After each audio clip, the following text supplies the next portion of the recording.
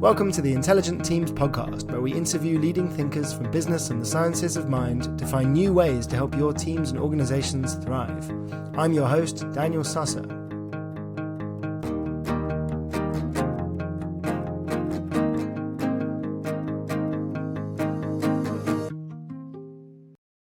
This week's guest on Intelligent Teams is Nisha Joshi. Nisha is an executive coach and transformation leader with over 2 decades of experience driving impactful change across industries from logistics and retail to broadcast media and startups.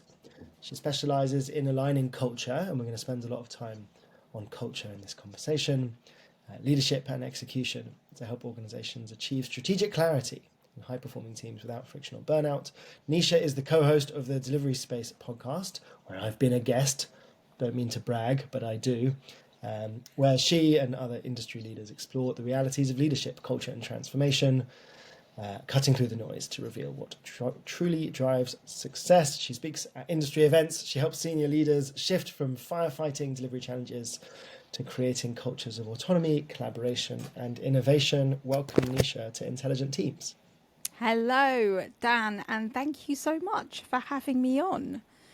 We're here to talk about transformation and culture and intelligent teams and how this stuff works. So what is it that brought you to be interested in the topic of culture, and how comes that's been a theme for you?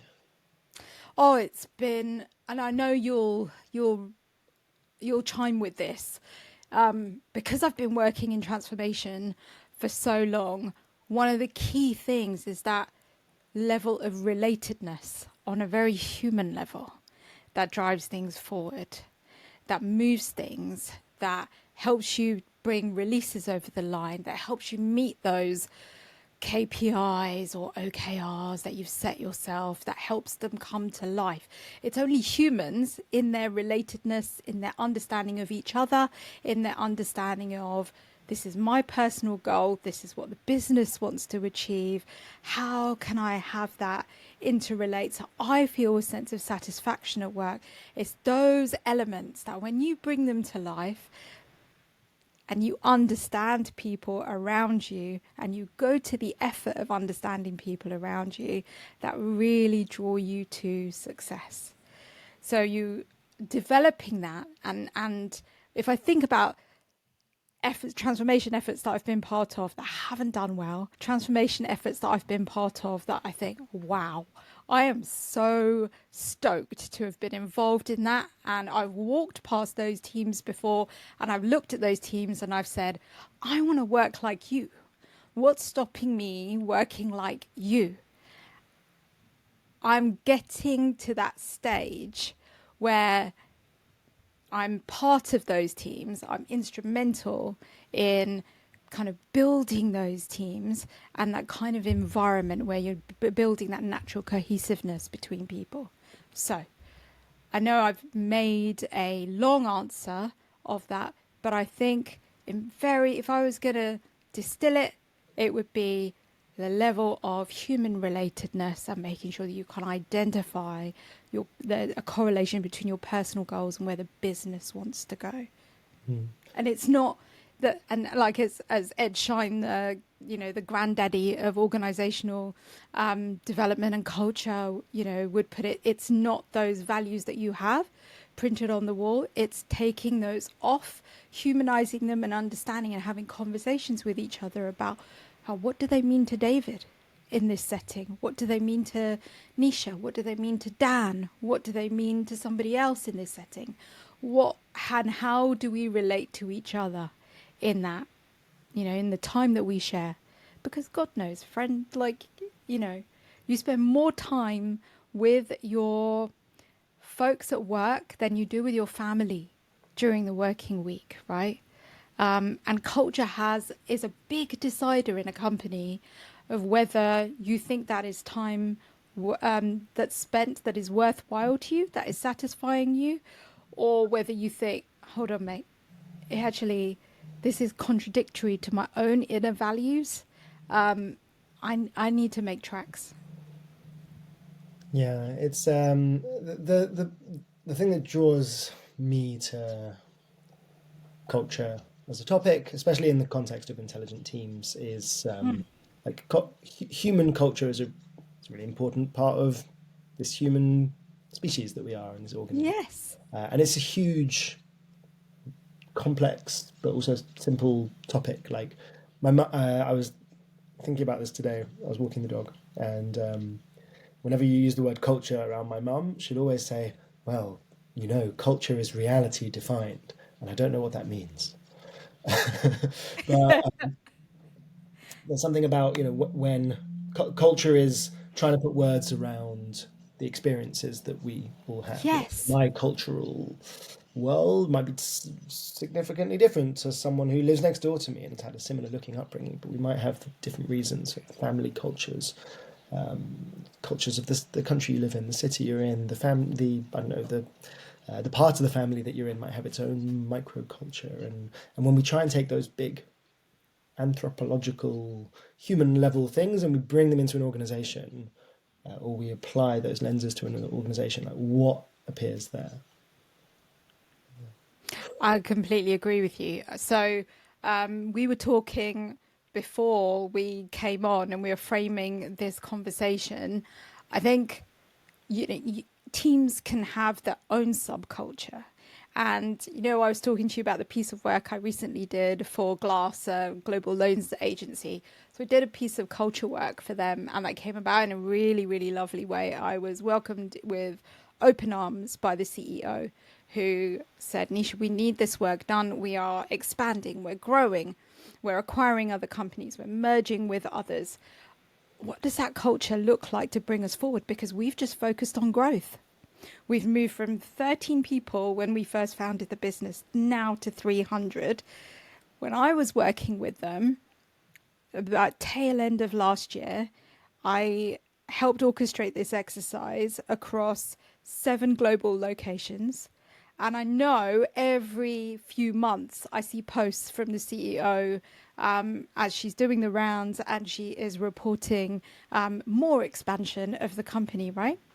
And the first thing when I got people together across those different locations, and I introduced, and I really do not like icebreaker exercises that are nothing to do with the topic of a workshop or the bringing together or facilitation session.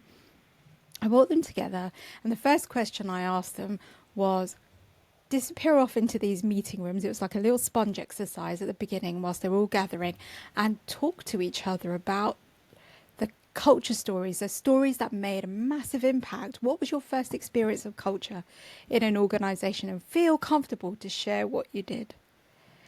And one of the biggest bits of feedback that I got, obviously, where we love facilitating, we love to hear what people think of our sessions, was that they really loved sharing that piece of information because they could bring their stories, they could share their stories around what means something to them in a culture that they've experienced, negative or positive.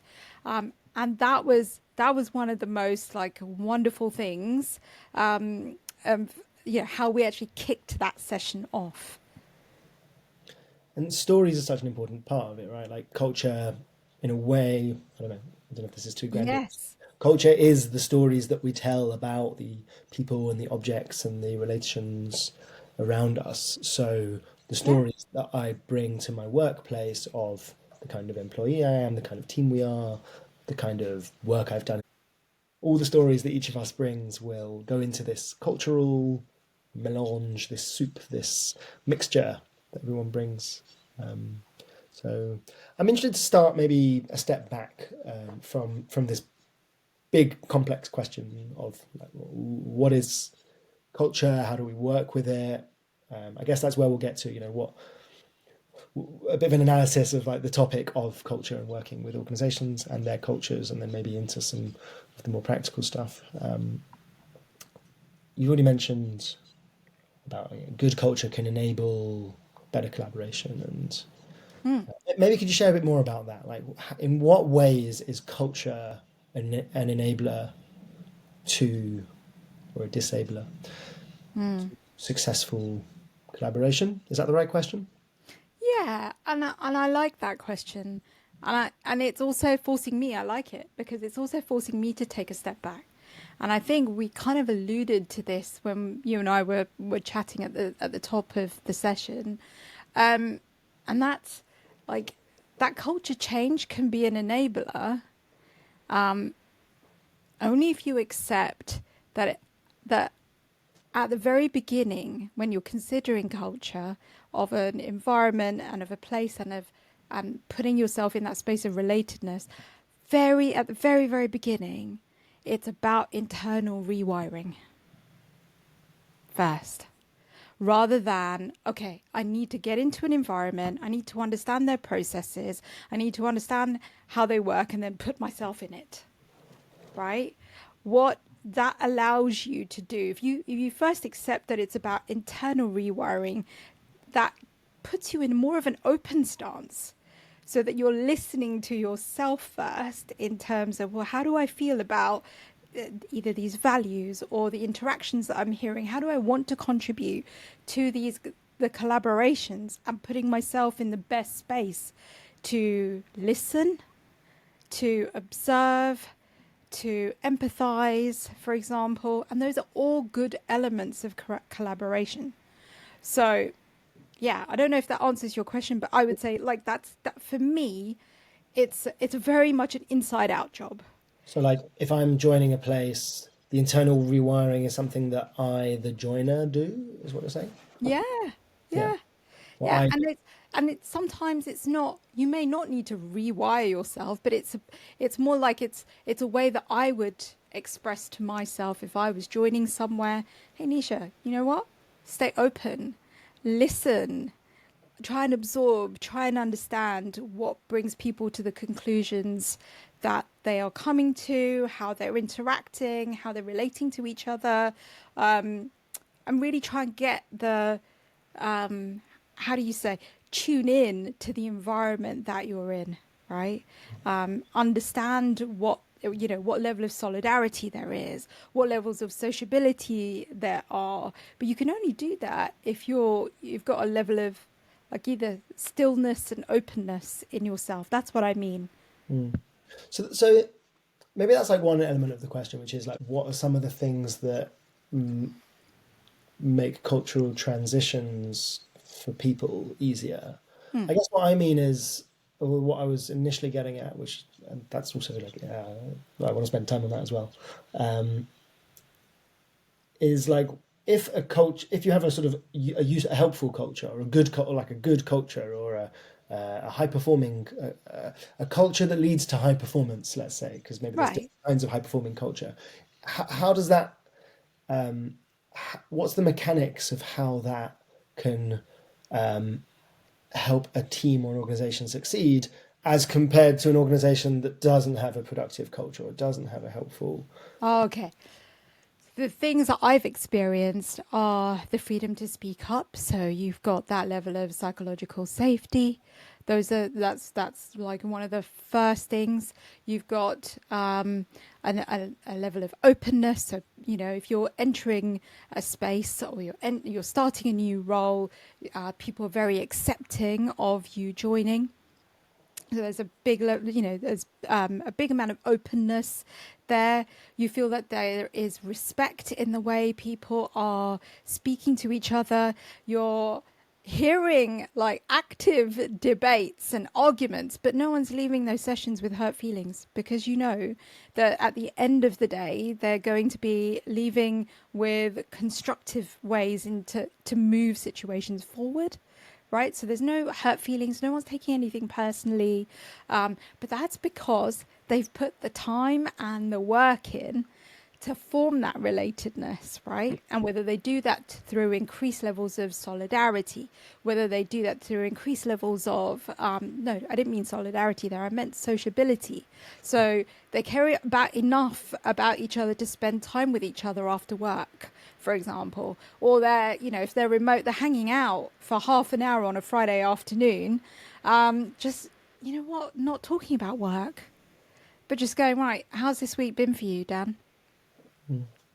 You know, what are your plans with your girlfriend over the weekend? What are you going to be up to? Just trying to understand, like, you know, what you do outside of work. What, like, you know, what brings you happiness outside of work? What brings you joy? What makes you tick? And that's a really nice feeling. Again, that's pointing to that relatedness, that openness, that genuine interest you want to take, you know, and it contributes to the level of collaboration. So if immediately those types of things, you know, I have seen and I've experienced directly, because I'll only talk about what I've seen really really works, but it is that openness, that, you know, I bring it back down to those 5 values in Scrum that I relate to, because they match my kind of internal value system. So immediately, you know, when I first came across it, I was like, yeah, hey, this is how I like to relate to people, you know? So yeah, I would pretty much encapsulate it in what I've just said there. For those of us that aren't, in case there's anyone here that is not familiar with the Scrum guide, should we see if we can get the 5 values off the bat? I should have them like posted on the wall somewhere. Openness, transparency. I got 'em. Commitment, focus, openness, respect, and courage. There you go. Nice. Yeah, and it's like whether it's the 5 like the 5 Scrum values or other values. Do you think it's possible to have a high performing culture or a high performing organization where you don't have people with interest in each other's lives outside of work? There's like something else takes its place, or is that a sort of a necessary precondition for you? I would ask you a question in return to that, right? So again, this is a pattern that I've recognized, but have you ever seen,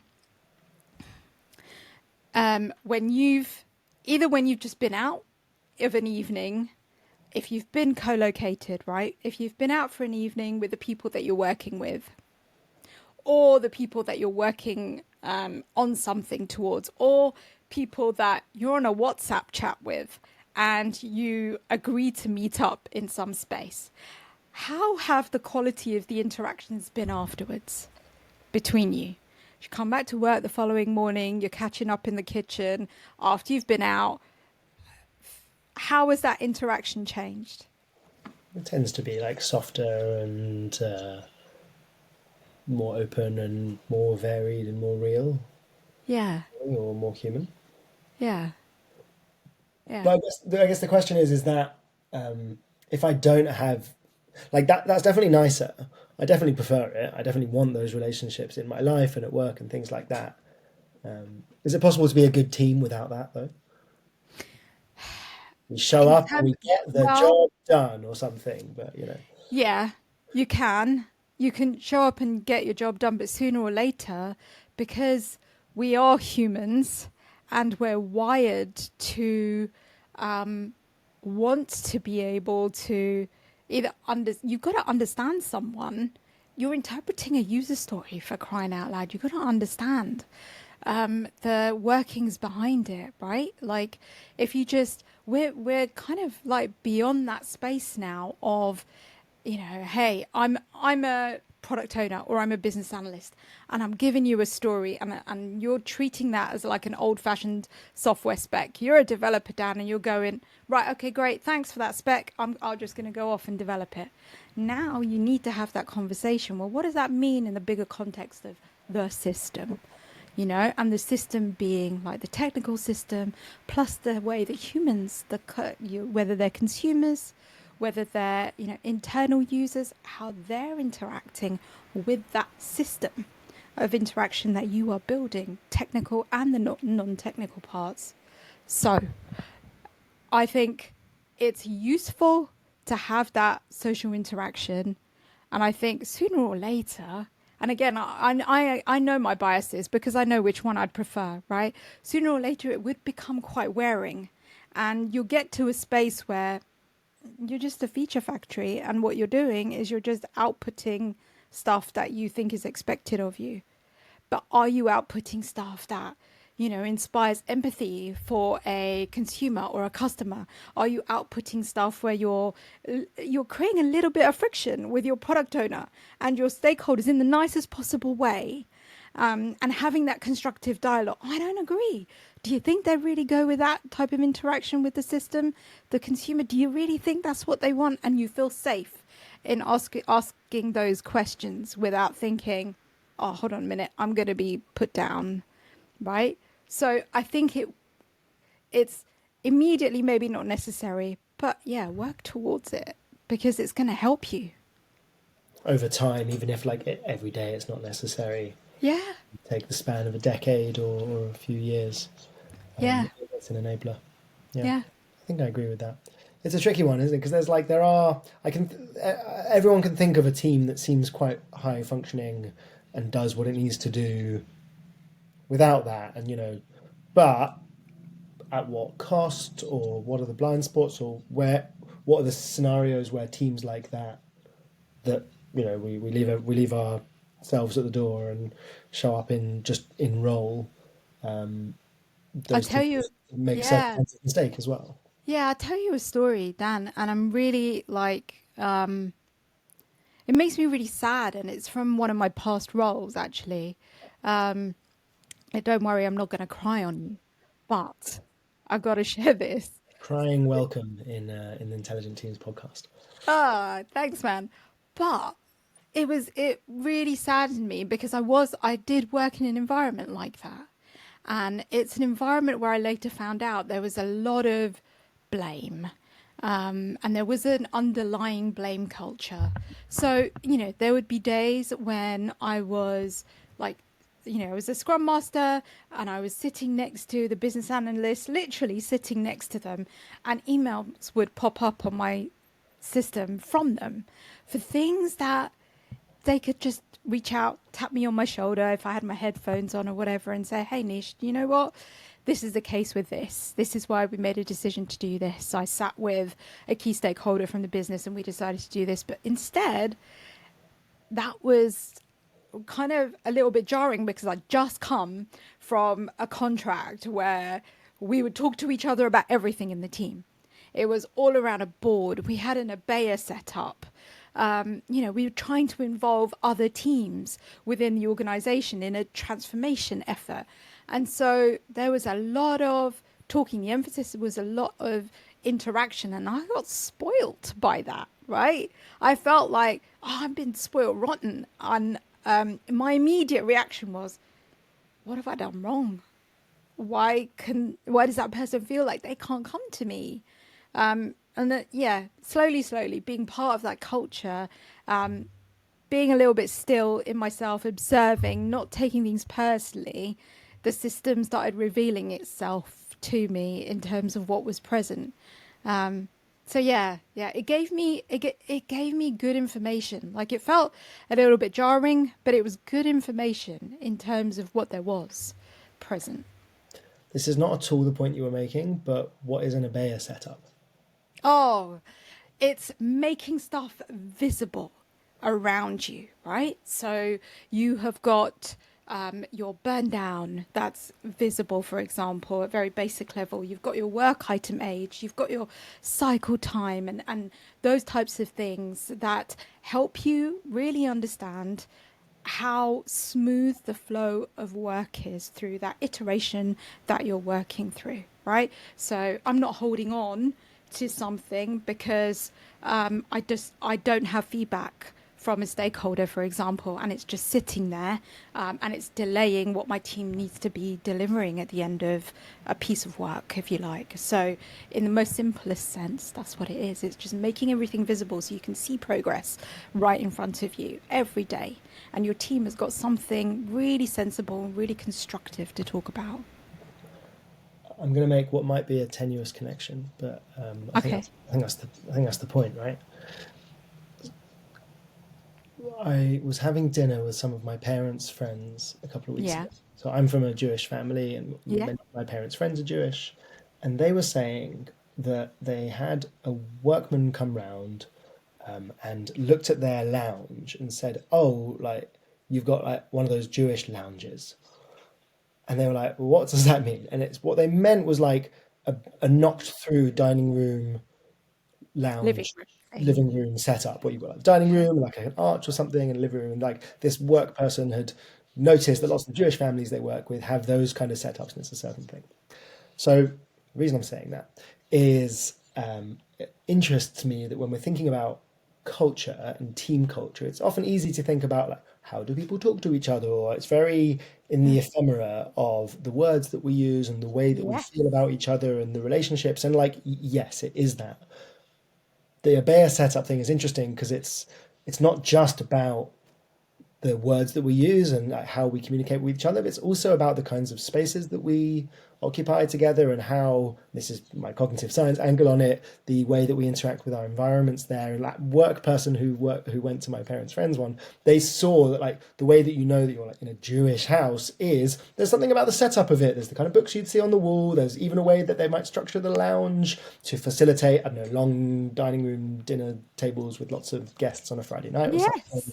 Yeah. And those are all cultural artifacts or cultural signifiers. And similarly, if we think about like a scrum team or a different kind of team, well, what does the space look like? And what are the artifacts they're using? And what are the like physical objects that mediate and are that are sort of held sacred almost among that team? That also is a definition of the culture. It's not just something that you put up on the wall and can be described in. No. Oh God, I love that example. I absolutely love that example. And culturally, I can relate. We had a lot knocked through lounge when I was growing up as well, because mum liked to cook. She's the matriarch and she used to invite a whole load of family around very, very often. I used to get teased, right? So I used to get teased rotten by the little boys in my neighborhood, and when we used to knock around and play together, and they used to say, "Do you know what, Nisha? I can see your back garden through your front window." Um, you know, Ooh, sick burn. yeah, exactly, right? And so I can completely culturally relate, and I love that's not a tenuous link. That's a lovely link that you just made there to that Abaya setting that you would make for your team. And you all have a say in it. That's the wonderful thing, that when you're first setting up a team, and especially, it doesn't even have to be an agile team. You could be working using lean principles, for example, but you have a say in what does that space actually look like for you. What do you want to come to every day where you can actually own that progress and go, oh, do you know what? I've been holding on to that one for a while, or you know what? We've got too many things in progress. Let's see what we can do about that, guys. Who needs help on this particular item, for example? And that way, you're managing risk so proactively, like it becomes part of your DNA, doesn't it? It's a lovely way to bring people together, and it's the challenge though I found. I don't know if you found this, Dan. The challenge that I found as a practitioner is to give people that reassurance that it's not there for scrutiny, but it's there for them, to give them useful information to come together, work together, and they have a say in the metrics that they want to track and what they want to see, the artifacts they want to see. Yeah, I guess like the analogy to the home type thing is like there's a different feeling from a home where things are personal and it's full of stuff that they want versus I guess like extending like in the Jewish community where like there are places where I get if everyone has exactly the same thing, exactly the same artifacts, exactly the same stuff. There's maybe a question of like, do you want this, or is this Right. there because of like everyone else has it, or keeping up with the Joneses, or something like Yeah. that. Yeah. And maybe that's a similar thing to the metrics or to the not keeping up with the Joneses, keeping up with the Cohens. Um, uh, Or the Joshies, or the which, Joshies, yeah. yeah, Joshies is a pretty common surname. Yeah. So yeah, keeping up with the Joshies, and that's why we have the knock through lounge. But whether the the physical manifestations of the culture or the parts of, are they manifestations or are they components of the culture? Are they there because it's expected and it's management making them do it, or are they there because the team appreciates them and uses them and can engage in a sort of living way? Is there a vitality to the team's physical culture? Oh, I really like that. It brings vitality to the teams if they get to choose it, right? So I love this quote by Ed Shine. Yeah, I hope I can call him Ed Shine, but Edgar Shine, who wrote Organizational Culture and Leadership. And it's, if you do not manage culture, it manages you. And this is the team being empowered to say, this is how we want to work. This is how we want to monitor our own progress. This is how we want to communicate our own progress. And this is how we want to own our work. So it builds that sense of ownership, that pride behind the craftsmanship that goes into creating something that you know your end users in the organization or your customers are going to use at the end of the day. It's going to fall into someone's hands what you're making. And that's like that's a wonderful thing to be able to empower a team with, and get them excited about, that's, yeah. Yeah. And it's the flip side from the internal rewiring point you made earlier. Because if, Yeah. as an internal rewirer, I come in and I go, right, my job here is to like absorb and adapt. But as a managing culture person, my job here is to come and influence or to be aware or to try and shift the culture in a certain way. And there's a kind of tension there, right? Between how much am I, there's a fundamental question at the heart of culture stuff. How much of it am I subject to the emergence of culture?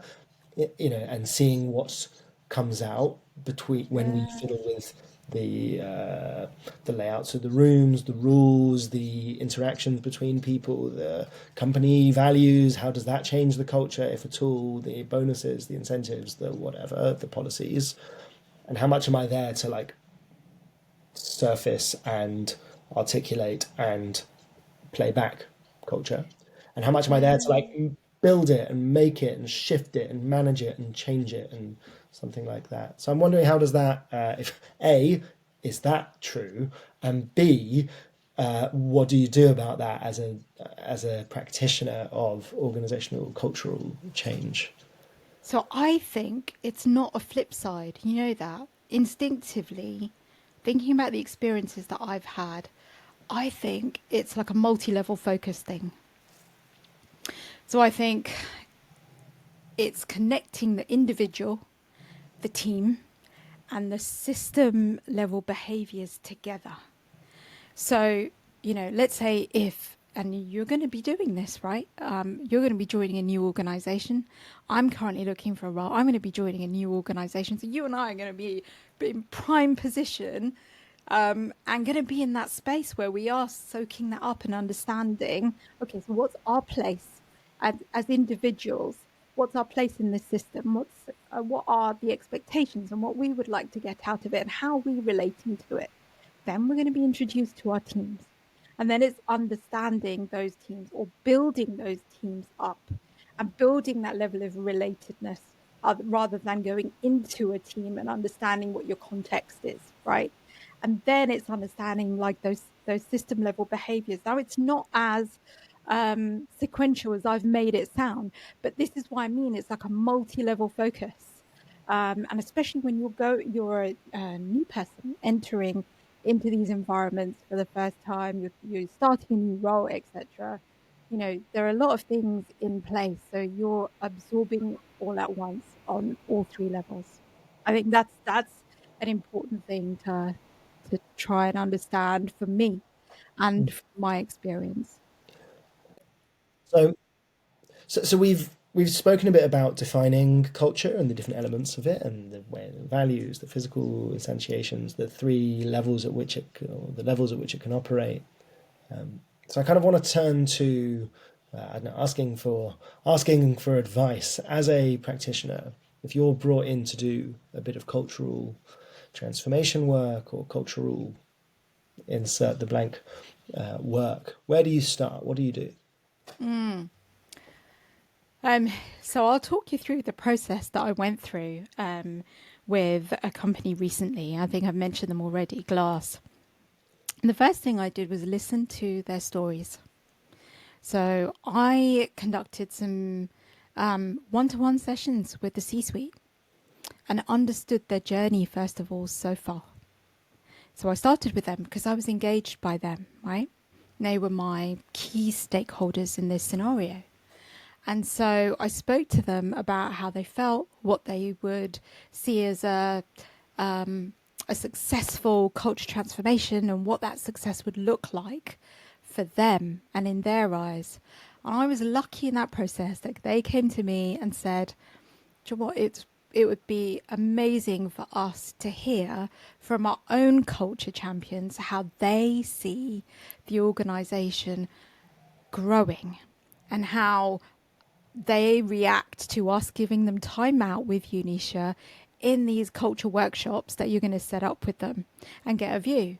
So the first thing is listen to stories and listen to stories of those that have engaged you and understand what that success looks like beyond those values, that, you know, they might be part of their company literature, and they might be part of what has been laid down at the as a foundation for the company. But then really understand, like trying to understand those lived values, and you're only going to understand them by speaking to people.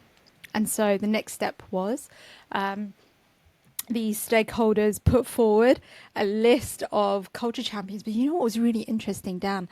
They didn't just put forward a list of culture champions who were really enthusiastic about taking that role.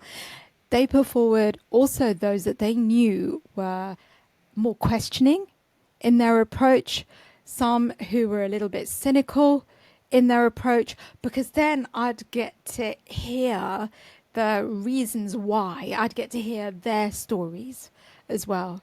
And so we put together culture maps.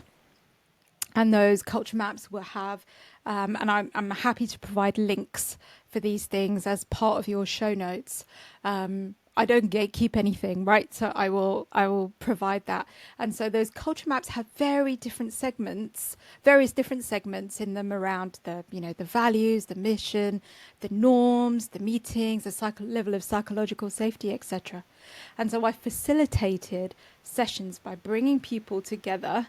And I'm bringing these culture champions together from across the globe, having various separate sessions with them and help them to kind of complete those culture maps.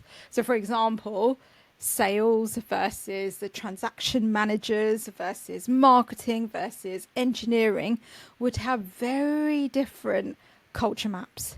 And then it was a case of me engineering and bringing people together across those different functions to appreciate how different those culture maps would be. And it was so nice seeing them be able to relate to that. And then collectively then measure, okay, so where are we in terms of psychological safety today? And where do we want to go to? And what does that actually mean to us?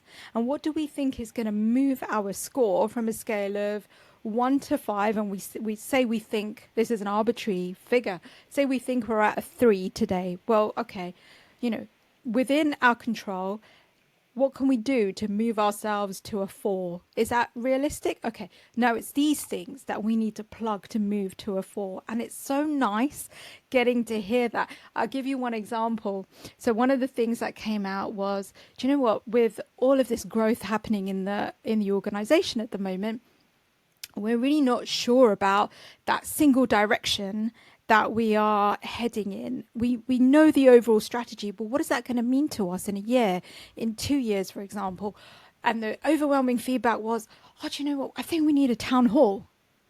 So I was like, okay, put a 15%er exercise on this, right? So I then facilitated like this 15% exercise in that, take that agency back, guys. What can you do, right? To move, you want a town hall, what can you do? And up came a voice to say, from the group, to say, do you know what? We can actually set up that town hall and invite the exec to it, right? That's within our power. We can set that up. We can invite the exec to it. They can help us put that agenda together, but we want to own it. And so they did. And it was just such a nice feeling to have them like take that agency back, to be able to quantify, to be able to put measures in themselves, like what we were talking about before, We want to be able to manage this and measure this. And I got some overwhelming positive feedback, right, from these organizations. So to summarize, it would be listen to the stories that are out there, bring the right people together, bring that level of interest in from the stakeholders, and keep that dialogue open with them so that they know what you're doing, what your touch points are, the feedback that you're getting from people, and establish new methods for communicating what you're doing in regards to culture initiatives. So we recorded a podcast with an internal podcast with the CEO. So it was myself and Sharon, and we, no holds barred. Like, I was quite new to the organization. Sharon was relatively new in her contract. And we asked the CEO in terms of what her expectations were for the culture. What were her reasons for kickstarting the cultural transformation program, etc. And that was made available to everyone in the organization. So, those were the things. Those are good places to start, I would say. This is, of course, Sharon Williams, Sharon Williams. co-host of the Delivery Space podcast. Yes. So I'm interested in the maps that you made, the culture maps. Like, how did those work? Like, what did those? We'll share in the show notes, but I can't wait until the show notes. So they talk about, like, they ask questions of people. So meetings, what are the characteristics of meetings that we currently have? What are our norms and rituals? What are the behaviors that go, that are promoted? And this is another point, actually. What are the behaviors that are punished? And a lot of people had a problem, right? A lot of people that we interviewed and we held workshops with said, punish? So that appears on the culture map. And I don't think that's the right word. So I'm like, okay, well, what would be the right word for that, and how would you express it? And they were like, well, we wouldn't have that at all. And that was like a really interesting thing, because they said we don't really get punished or struck off or reprimanded in any way for our missteps. We learn from them. So then the dialogue completely changed, because I had taken that culture map, and again, I'll share that with you, but I'd taken that culture map and lifted it, right, from my practice and my toolkit. And so I hadn't really thought about that word. And so then the conversation changed for that segment of the culture map. And it's changed to say, okay, so how do we learn from our mistakes? And are our learning, and it's the way that we learn, effective, right? And do we want to improve the way that we learn? Do we need any more tools, or do we need different constructs around the way that we learn, and allow them to change the dialogue? So roughly, those are the little segments. It's a one sheet of paper canvas with some of those sections in that I talked to you about, and you get a chance to fill those in. So I set some pre-work and said, right, I want everyone that's participating in these culture workshops, to come with their views, and then we'll put them together during the workshop. And I facilitated them so that they're able to synthesize them as a group activity. And so that makes sense. So the maps end up bringing out the important bits for discussion, and then and then that leads to the ideas and the things like the town halls and the and another piece of overwhelming feedback was, you know what, I've been promoted to manager status, but I've had no official training. Now, what does that mean if I am buddies with the team that I was in, and I've socialized with them outside of work? Now I'm suddenly their manager.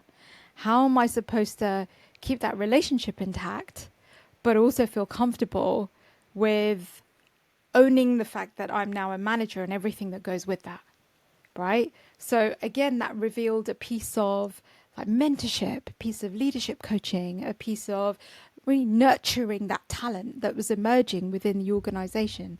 Not a bad thing. It's what every organization goes through. So it was a chance for people to actually say, hey, you know what? I could really do with support in this area. Yeah.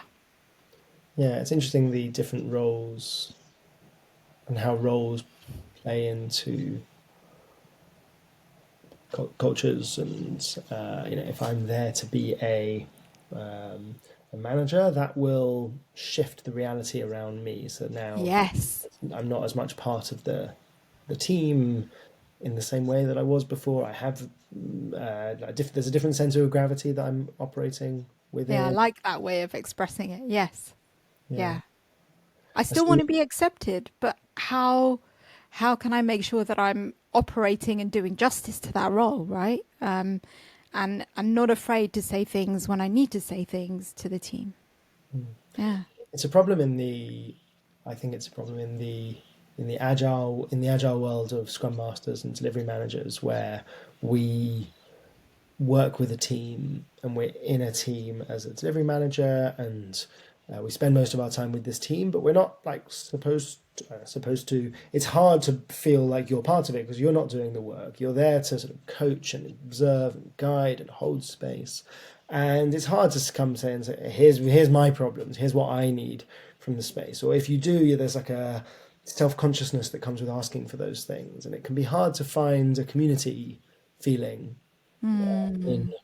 in the kind of work we do, because you go back to the other delivery managers that you work with or that you work alongside or next to, and they don't know what's going on in your day to day because they're not in your team, and you go to your team who do know what's going on day to day, but you're there to like lead them, and there's a kind of loneliness or a kind of in betweenness.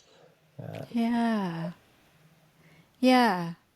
It's There its is own also culture. that assumed responsibility for the team, isn't there? And then because this is a thing that I've struggled with in the Scrum Master role, right? Because I'm an alpha and I want to be I want to see that team succeed. I want to sometimes tell them what to do and step into that mentorship. But then I also realize there's another little voice that's developing in the back of my brain, and it's happened over the past like couple of years, and I've been able to exercise it and try and keep the alpha at bay, Dan. Mm. But it is, I'm not there to rescue you. I'm there to show you where there are areas that need improving. I'm there to show you and say, hey guys, I'm noticing these patterns. Can we make them discussable, please? And the consequences of some of these, let's explore them together to see how we can put in areas of improvement, rather than what I used to do, and I've been so guilty of doing this, Dan, is to say, this is where this is what I'm seeing, guys. This is what I'd recommend because this is what I've done in other teams. And boom, doing that like just puts the cart before the horse, because I may have the diagnosis completely wrong, right? So I've, like in my more junior years as a Scrum Master, suffered as a result of that. So yeah, I've fallen flat on my suffered is yeah no fallen flat on my face, and then immediate rejection by a team to say, well, Nisha, how do you know? Like, let's talk this through. How do you know? And you think, okay, hold on, tomato face, and right, you're absolutely right. Let's talk this through. So yeah, I'm that voice has been kind of developing over the past couple of years in the back of my head to say, you're not there to rescue Niche. Like, you're there to reveal those patterns to the team and have them discuss, because then the changes that they will put in place will stick. But once they've discussed them, then you can say, hey, these are the practices that I've used before. If you want to do this, these are the practices that I've used before. These are the techniques. These are the tools that I've used before that really helped. What do you think? Want to try this? That's a better way, right?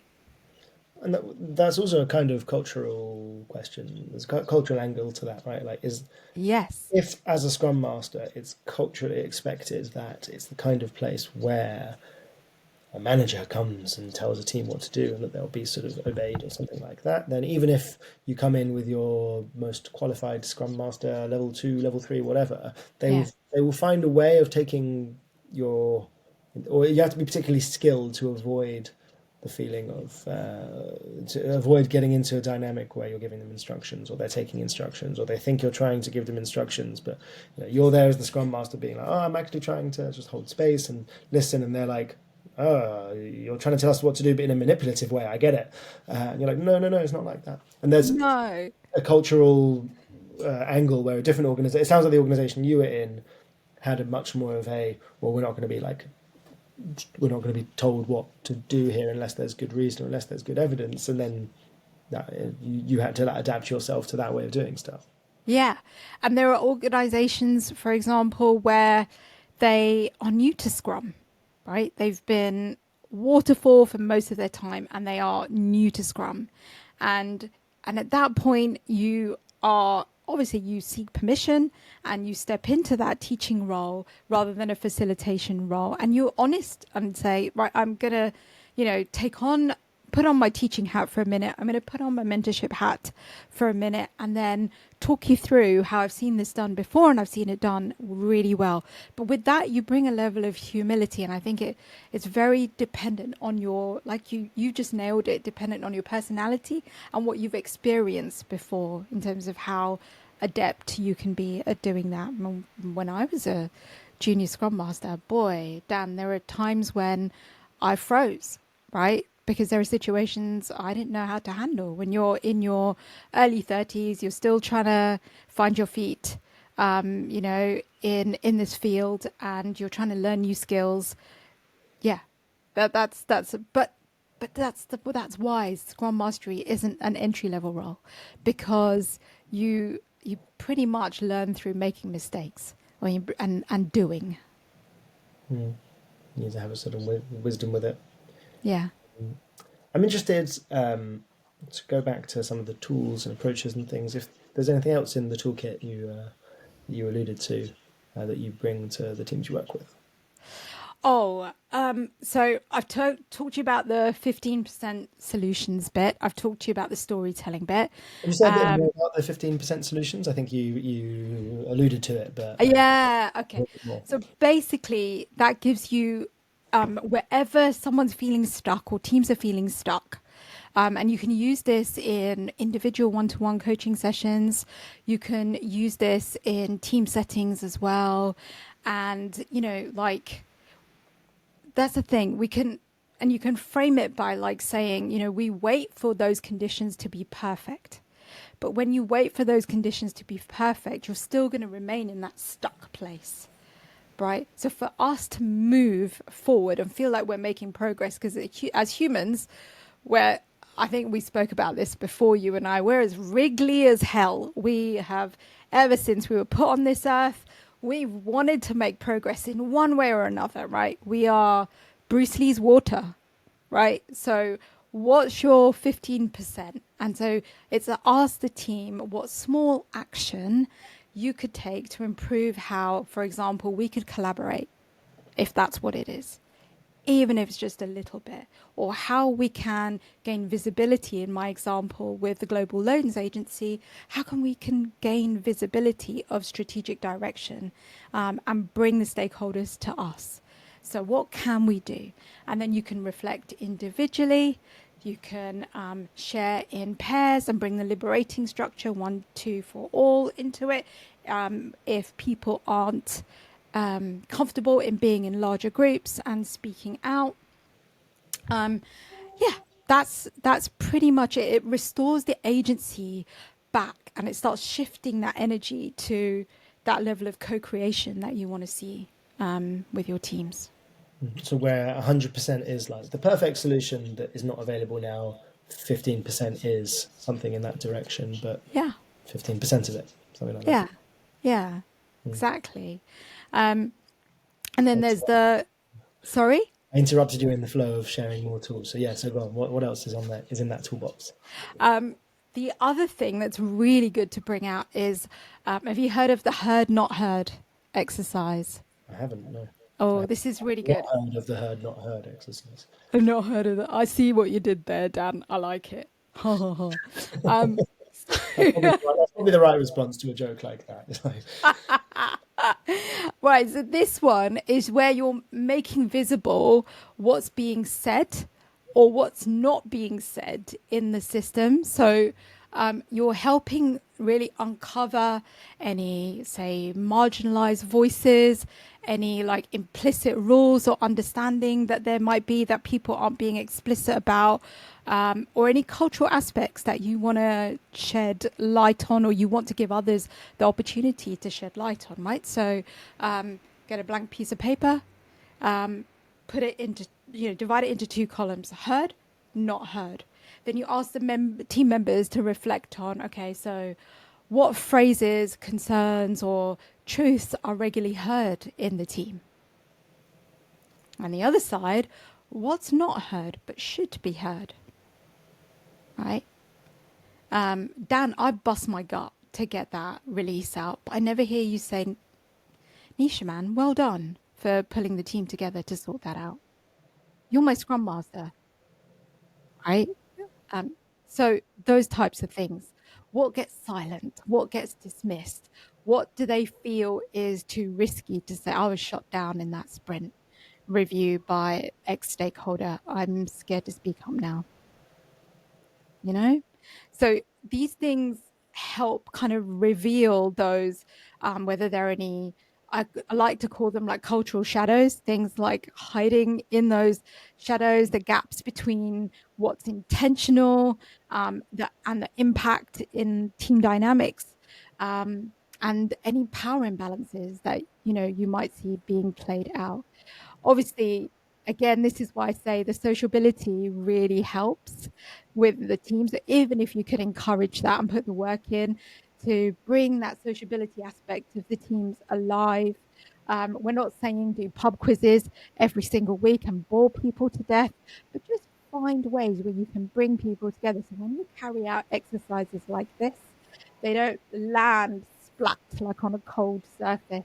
You need to warm people up to things like this and reach out to them, have conversations, have your one-to-ones as a scrum master or an agile coach to really understand people in your team and then bring them together to do it. And then, yeah, I'd then always layer it, like especially at the kickoff of projects or products that we're working on with Triz, that reverse thinking, to like disrupt any sort of limiting patterns, that real, do you remember? I don't know if you remember this, Dan. You familiar with the Carry On series? Vaguely from like the 70s. Oh, Yeah. it's kind of in the, I don't even know if it's shown on TV anymore, but it's kind of on par with Benny Hill. You remember Benny Hill? Like everything. No, no. Like it was TV that was on the TV before I was born. Yeah, I know about it, I love it. Like I Well, know like I know about the Cold War and like I know about like the Great Depression. Yeah, sure. oh my gosh. Okay, so it may be not safe to show like Benny Hill and certain Carry On movies, but everything that could go wrong, right? In those kind of settings.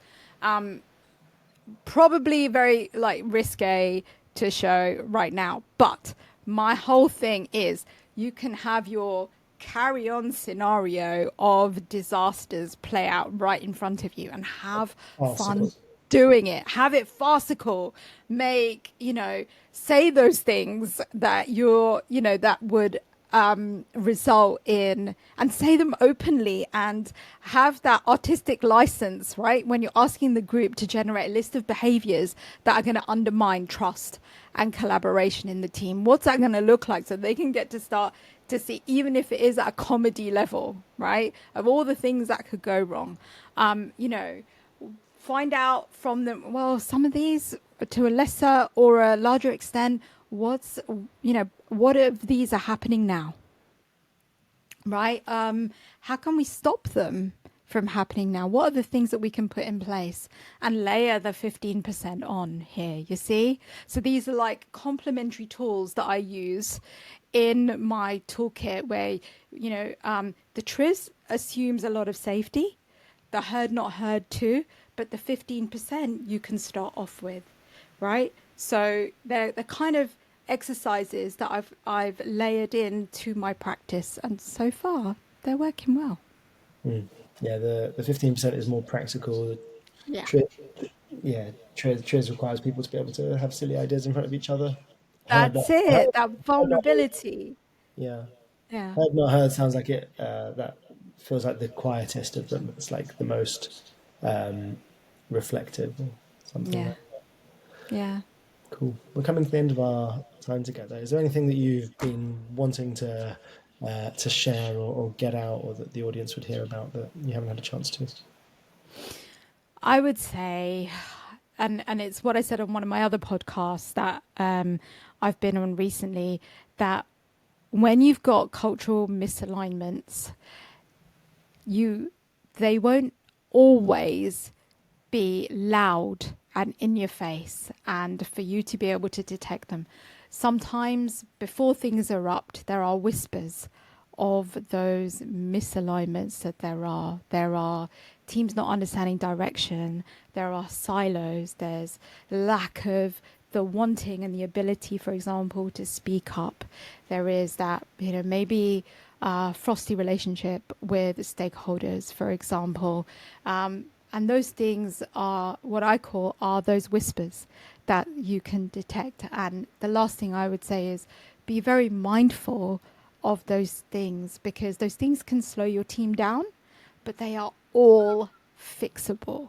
So, to not be daunted by them, to understand that they are all fixable, and to build that level of safety within your teams, that you're then able to develop that very free flowing, easy to communicate environment for even difficult things that need to be said.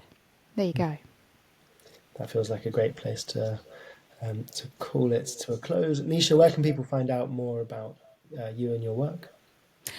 LinkedIn, I have started posting a lot more regularly. And as you know, the podcast goes out twice a week.